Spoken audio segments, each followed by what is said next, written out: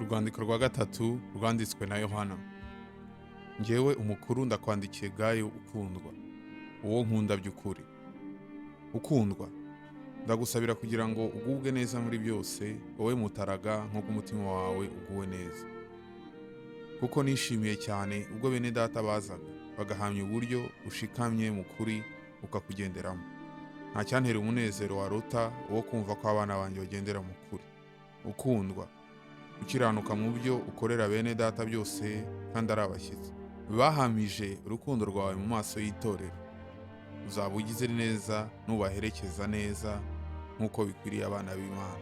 Kuko bavuye iwabo kubw'izina rya Yesu ari ntacyo batse abanyamahanga. Nicyo gituma dukwiriye kwakira neza abameze batyo kugira ngo dufatanye gukorera ukuri. Hari icyo nandikiye itorero, ariko Diyetirefe ushaka kuba ukomeye muri bo araturosera.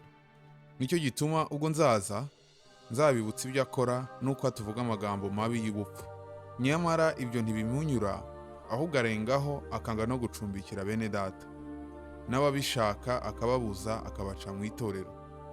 Ukundwa, ntukigane ikibi, ahubwo wigane icyiza.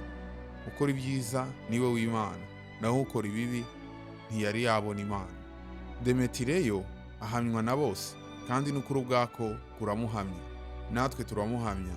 Nawe uzi yuko ibyo duhamya ari iby'ukuri.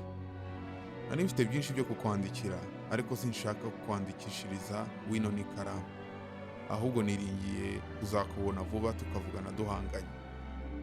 Urasigara amahoro, inshuti ziragutashya. Untahirize inshuti uzivuze mu mazina.